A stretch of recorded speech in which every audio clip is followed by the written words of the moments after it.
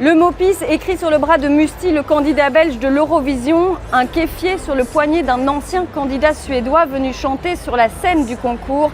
Ces messages politiques, normalement, ils sont interdits dans l'enceinte de l'Eurovision.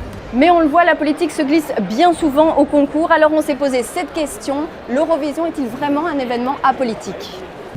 On est ici à Malmö en Suède au concours Eurovision de la chanson et c'est donc l'endroit parfait pour se poser cette question. Parce que cette année, encore plus que les autres années, la politique elle plane clairement sur le concours, notamment ici en conférence de presse juste après la qualification de la candidate israélienne pour la finale. Do you ever feel that by being here, you bring risk and danger for other participants and public? You don't have to answer that question if you don't want to. Why not? If you want to answer.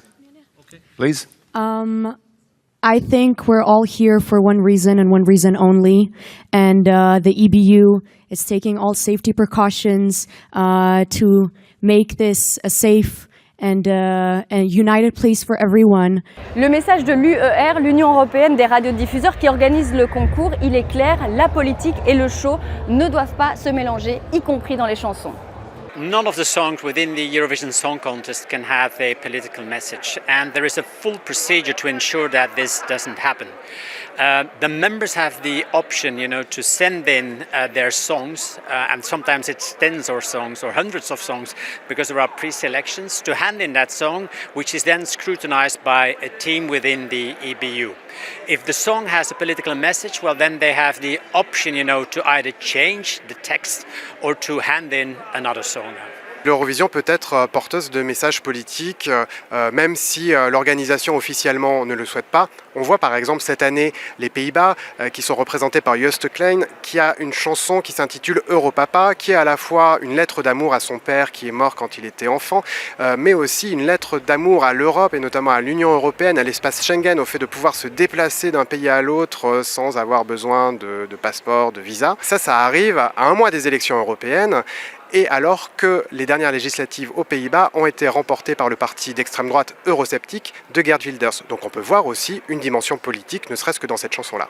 Les chansons avec un message politique évident peuvent être recalées. Ça a été le cas de la Géorgie en 2009 avec leur chanson We Don't Want a Putin, allusion à Vladimir Poutine. Eh bien cette chanson elle n'est pas passée et le pays a été disqualifié. Cette année c'est Israël qui a dû modifier sa chanson parce qu'elle faisait référence à l'attaque du Hamas le 7 octobre 2023. Alors si l'Eurovision ne veut pas se mêler à la politique, elle s'immisce dans le concours. Un concours qui est regardé par près de 200 millions de téléspectateurs chaque année. Et c'est donc pour certains pays l'occasion de montrer une autre image.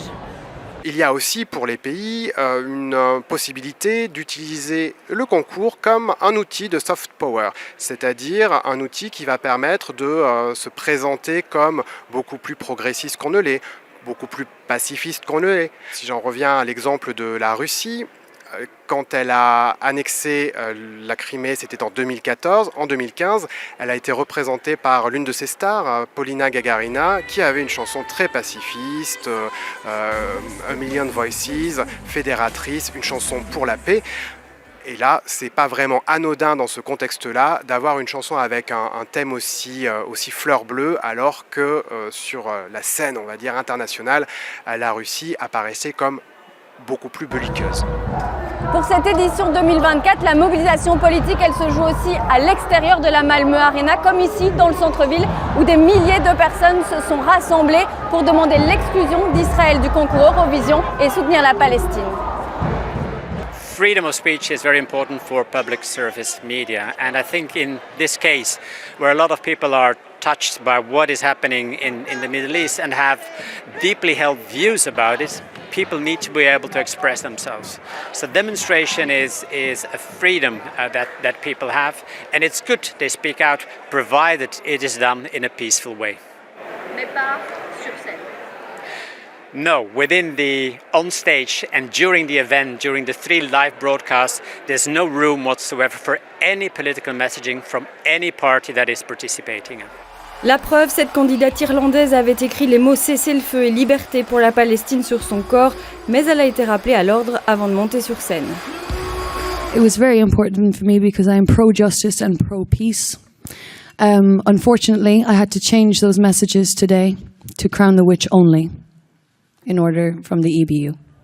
Et quand on parle de politique et d'Eurovision, on pense évidemment au vote des jurés et du public. Alors certains pays ne se donnent jamais de points, d'autres au contraire s'échangent régulièrement les 12 points, mais ce n'est pas toujours qu'une question de géopolitique. Il y a une question de politique quand, par exemple, les jurys de l'Arménie et de l'Azerbaïdjan ne s'échangent aucun point. On sait que ce sont deux pays qui sont en tension, on peut parler même de deux pays ennemis. On a d'ailleurs vu en 2009 un juré du jury de l'Azerbaïdjan être convoqué par la police pour se justifier du fait d'avoir donné des points à l'Arménie. Donc là, on voit qu'on dépasse clairement le cadre artistique du concours pour venir sur la scène de la diplomatie, de la politique intérieure, de la politique internationale. Il y a l'autre aspect des votes qui est celle, on va dire, des zones d'influence. On peut dire par exemple Chypre et Grèce votent toujours l'un pour l'autre. La Suède, le Danemark, la Norvège et la Finlande s'échangent des points. On a tendance à voter pour les chansons, les musiques qui ressemblent le plus à ce qu'on écoute, pour ce qui nous semble le plus familier. Bref, si les organisateurs mettent un point d'honneur à ne pas impliquer la dimension politique au sein du concours Eurovision, difficile de l'occulter complètement, même pour les fans les plus inconditionnels du concours, comme Didier qu'on a rencontré dans les rues de Malmö. Pour moi, le concours Eurovision, c'est un concours qui est politique parce qu'il est ancré dans son temps. Au fil des décennies, le concours a évolué comme la société et donc toujours il sera rattrapé par l'actualité, par ce qui se passe dans le monde. C'est pas une bulle de paillettes, c'est une bulle de paillettes mais dans un monde qui change. Le choix de l'UER de laisser participer Israël à l'Eurovision cette année est expliqué, il est justifié. Maintenant, la participation de cette année en fait occulte tellement le reste du concours que peut-être qu'il faut avoir une réflexion sur les règles dans un futur, sur comment éviter qu'un sujet d'actualité brûlant